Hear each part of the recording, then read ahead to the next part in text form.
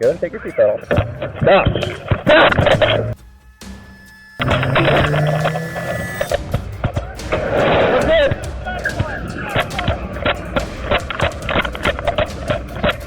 I'm good.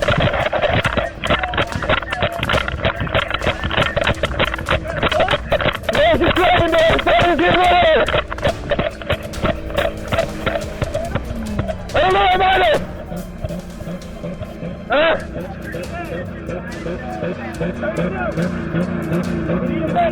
Screams rang out. Seconds later, a deafening gunshot ripped through the silence. A black Honda Accord sped off and crashed into a utility pole. No sirens, no screams, just silence and blood.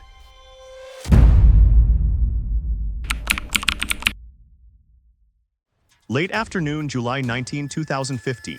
The intersection of Vine and Rice Streets, Cincinnati. A seemingly ordinary moment. A police officer stopped a car for not having a front license plate. Less than a minute later, the scene became a crime scene. The driver was Sam Dubose, 43, an African-American father of 13. The shooter was Ray Tensing, 25, a University of Cincinnati police officer who had been on the force for less than 2 years. No one saw the trigger pull, except the officer himself, and the body cam on his chest. The video was less than a minute long, but it was enough to spark a wave of outrage that would last for years. One shot, 2 trials, no conviction. Studio, so what really happened at that intersection, and why? Is the truth so hard to pin down? Okay, do you know where that license at? Is that, or what? I got my titles and stuff on that. Okay, I'm gonna ask you again. Do you have your license on you? I have license. You can run my name. So do you not have your license on you? I'm asking you a direct question. Do you have your license on? I thought I did. I understand. Why did you pull me over for? Again, the front tag. But it's not illegal to have a front tag. Okay. A seemingly simple exchange, but one that aroused suspicion. Sam Dubose did not deny having a license, but did not produce it either. Ray Tensing repeated the question several times, seemingly losing patience. As Dubose evaded and evaded, the atmosphere quickly became tense. It was no longer a routine inspection, it was 2 overlapping lines of caution, waiting for a spark to explode. Actually, it is. I'm going to ask you again. Do you have a license on you? I have a license. You can run my name. Okay. Is that not on you then? I don't think I have it on me. Be straight up with me. Are you suspended? No, I'm not suspended. Why don't you have your license on you? I just don't. I'm sorry, sir. Dubose admitted to not having a license, immediately and politely but without elaborating. Not exactly a protest, but unusual. A person could lose their license, not their ability to smile. Tensing's voice remained suspiciously calm, as if waiting for a response. There was no sign of terrorizing the defenseless man. An administrative exchange had been pushed to the edge of violence in a matter of seconds. Okay. Well, until I can figure out if you have a license or not, go ahead and take your seatbelt off for me. I ain't even doing that. Go ahead and take your seatbelt off. Stop! Stop! Immediately after the command to stop, a shot rang out without warning. Dubose fell. The surroundings fell silent after a brief, life-ending glance. No impact, no resistance. You good?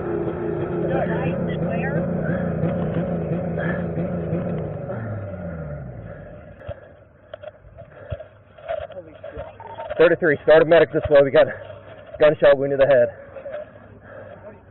Rice and Valencia.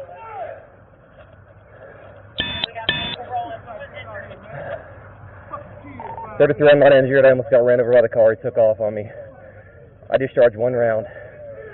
Struck the male in the head. Immediately, Tensing radioed in. The whole thing happened in a flash.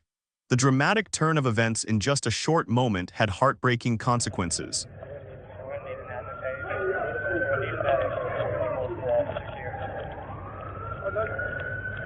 Oh, I thought I was going to get run over.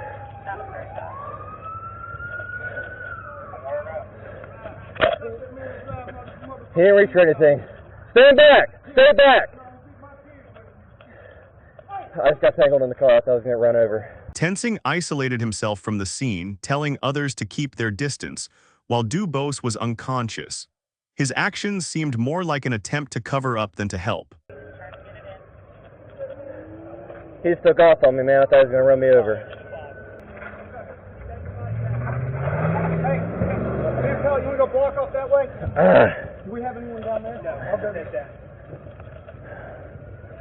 I think I'm okay. He was just dragging me. Yeah, I thought I was going to get run over. I was trying to stop him. Tensing's consciousness believed he was being dragged or threatened by the car. But the video showed his feet were firmly planted. There was no sign of being dragged or losing control. The fallacy failed. Oh, I thought he was going to run me over. He was dragging me. Yeah, he took off on me. My hand was caught inside. Yes, I fired one round. My arm just got caught in the steering wheel or something. A cold, calm statement. I fired one shot. The act of initiative without emotion raises even greater questions about its legality and morality. A black Honda Accord stopped off the side of Rice Street, still running, when investigators approached. Sam Dubose lay motionless in the driver's seat, his head slumped to the left. He had a gunshot wound to his forehead, a near-instant death. There was no evidence that he had resisted or attempted to flee before he was shot. In the car, police recovered an open bottle of gin, a small bag of marijuana, and an unlabeled pill bottle. However, the evidence did not show any signs of danger or weapons. There was no debris, no skid marks, or blood on the outside of the car, indicating no collision or pursuit. The autopsy confirmed that the bullet traveled from the forehead to the temple, causing severe brain damage. There was no evidence that Tensing had been dragged. The dirt on his uniform was not consistent with a serious fall from being dragged. Observations at the scene and forensic reports quickly cast doubt on Ray Tensing's being dragged along account. Experts also concluded that there was no movement to indicate that the victim was revving his engine or attacking the police. The incident has raised many questions. Was the officer's reaction disproportionate to the threat, or was it the result of panic, prejudice, or fatal error of judgment? After the shooting on the afternoon of July 19, 2015, University of Cincinnati police officer Ray Tensing radioed, 3,300 injured, I almost got ran over by the car, it took off on me. I discharged one round, struck the male in the head. This was his first account of what he claimed was an act of self-defense, that Sam Dubose's car had dragged him and threatened his life. But what happened next cast a serious doubt on the veracity of this claim. Police soon identified Ray Tensing as the main suspect, the only person present at the scene, and the one who pulled the trigger. He was taken in for questioning, and in his initial statement, he continued to assert, "He was dragging me, I thought he was going to run me over." However, two officers who arrived shortly after Philip Kidd and David Lindenschmidt gave statements that did not entirely match. During the hearing, they said they did not see Tensing's legs being dragged. "I did not see his legs moving. And I heard squealing tires and then a couple seconds later a gunshot." This prompted the investigating agency to bring in independent experts to thoroughly analyze the Bodycam video. Grant Fredericks, a video analyst, extracted each frame, analyzed the direction of movement, and determined that during the moment Tensing said he was being dragged, both of his legs remained in the same position, with no signs of him losing his balance or being dragged. At the same time, the investigative report by the Cincinnati Police Department and the independent Kroll unit discovered more suspicious details. First, Tensing was not seriously injured, other than a small scratch on his hand. Second, Dubose was unarmed, did not resist, and was only confused when asked for his driver's license. Tensing then asked, "Can you step out of the vehicle?" And after a few exchanges shouted, "Stop, stop," and fired in less than 1 second. The car then sped a few meters before stopping, but according to video analysis, it was because Dubose's body collapsed and hit the gas pedal, not an act of running away. The investigation also turned up Tensing's work record. In the year before the shooting, he had stopped a total of 297 vehicles, 80% of which were people of color. This was the highest number in the entire UC police force. In addition, a photo of Tensing wearing a Confederate flag shirt under his uniform was also brought up as a detail showing potential racist tendencies, further infuriating the public. After a 6-day investigation, prosecutor Joe Deters announced the indictment of Ray Tensing on 2 counts, murder and manslaughter. He was arrested and detained in Hamilton County, then released on $1 million bail. All the evidence, Bodycam footage, conflicting statements, behavioral records, and forensic analysis, was included in the case file that went to trial. Still, the case dragged on through 2 trials and eventually stalled. But the thorough investigation left a clear legacy. A case that could no longer be dismissed as an occupational accident, when the truth could be analyzed frame by frame, and every testimony could be verified by technology. With all the evidence gathered, the case officially entered its first trial in late 2016 in Hamilton County, Ohio. Prosecutor Joseph Deters opened by outlining the details of the indictment. Ray Tensing pulled the trigger on Sam Dubos's unmarked car after claiming to have been dragged despite video evidence proving that never happened. The trial lasted several days, with a series of witnesses being questioned directly, from police officer Jimmy Pham to Dashonda Reed, Dubos's girlfriend and would-be fiancé. In the dock, she read her testimony in a trembling voice. And it's probably impolite. Can you tell us your age? I just turned 43 yesterday. Okay. Have you lived pretty much all your life in the city of Cincinnati? Yes. Ma'am, if I could, let me direct your attention back to July the 19th of 2015. Did you know Samuel Dubose back then? Yes. What was your relationship to Samuel Dubose? We were recently engaged as of July the 17th. Did you have any kids with Samuel Dubose? We have 3 children. It felt like the two of them were only 2 days away from their wedding, and then a simple act of changing cars, stopping to ask for a license, turned into something so cruel. Next, Dr. Karen Luman was the one who confirmed the fatal wound.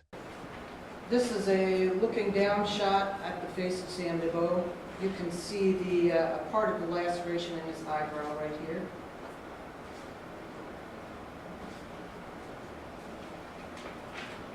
(24C). This is the left side of Sam's head. There's the gunshot entrance wound. We have a closer shot that shows it a little closer, but there's a hole in the center and there's abrasions around the outside. Forensic equipment clearly showed the bullet entered through the temple. There was no sign of resistance, no attempt at self-defense. Just a single shot ended the life. Investigator Shannon Hine was called to the stand to clarify Tensing's claim that he was dragged along by the car. She presented photos of the scene and determined that there was no evidence that Ray Tensing was dragged or lost his balance as he had previously claimed. This testimony indirectly refutes the self-defense argument that Tensing was threatened by the Dubos's car and fired the gun. Grant Fredericks then presents a video analysis of the frame. Thank you, sir. And to go back to yesterday, to bring us up to date, please play the video from the moment the defendant reaches towards the door until he yells stop for the first time.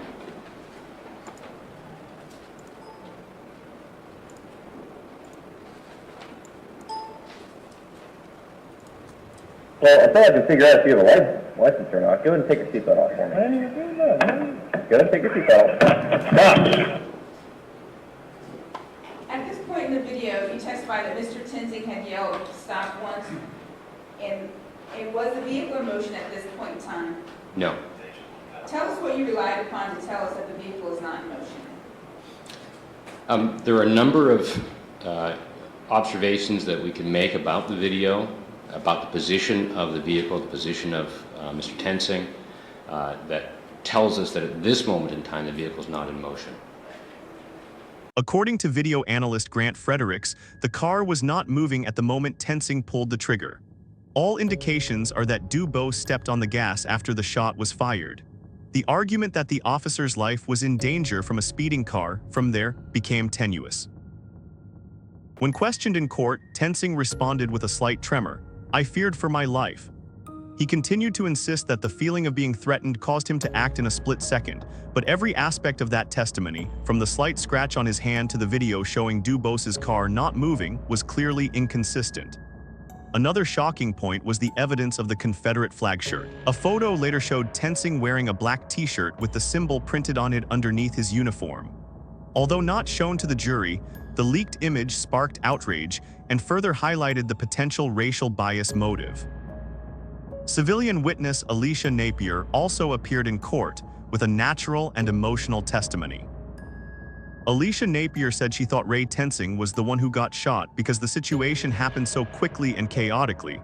There was no warning, no screaming, but she saw Tensing fall as soon as she heard the gunshot. Specifically, Napier testified that when she heard a pow, she saw the officer fall back. From what I thought was a regular traffic stop, just turned out to be something different. I thought Ray Tensing had got shot, which caused him to fall back, and then... She bowed her head to the floor of the car because she thought bullets were about to fly by, worried about her child and herself. And then, after the shot had happened, that's when I seen Dubose car sped off, and that's when I had ducked down to the floor thinking it was like they were going to shoot at each other or something like that. And Napier's perspective was not that of the grandmother reporting, but that of her sister's car, where she watched through the rearview mirror.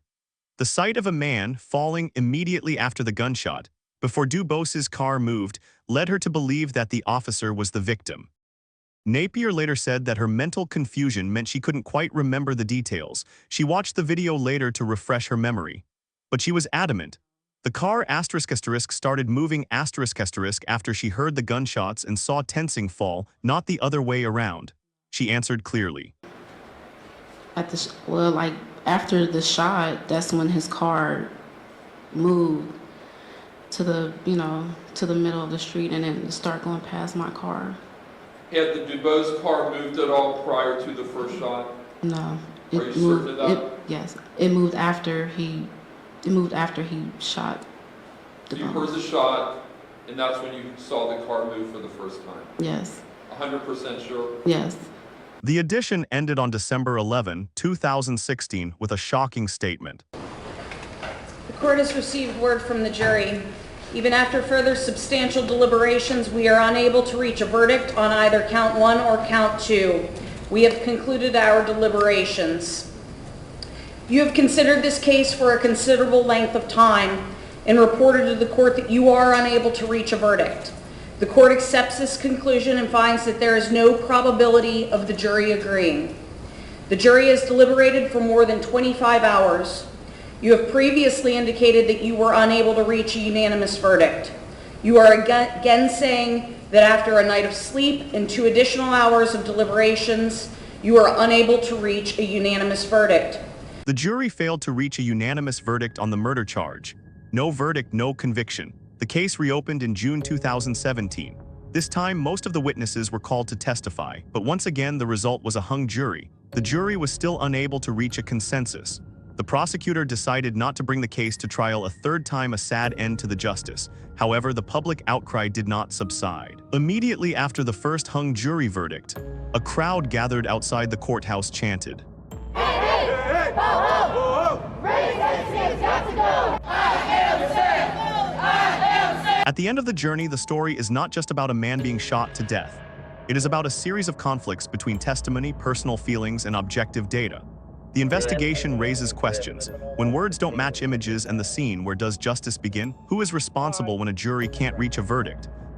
The trial ended not with a verdict, but with a reminder that justice requires more than evidence. It requires trust between people.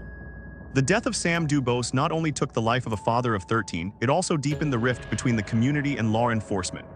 The Dubose family lost a son, a father, a husband, and society lost faith in justice. 2 failed trials, no verdict, and the police officer who caused the death is still free. The case is not unique, but it has become iconic because it exposes the terrifying fragility between life and death. Just a hasty decision and a gun away. A man without a license plate killed in seconds. Through the lens of a bodycam, we see more clearly than ever. Cameras do not always provide clear truths, but they can raise previously forgotten questions about the right to life, about the legitimacy of force, and about who is truly protected by the law. The Sam Dubose case forces us to ask, how many more traffic stops will end in blood? How many more police officers will be allowed to say, "I'm scared," as a pass to get out of trouble? Studio, if it were you, would you feel safe or targeted every time a siren blared behind you on an empty street?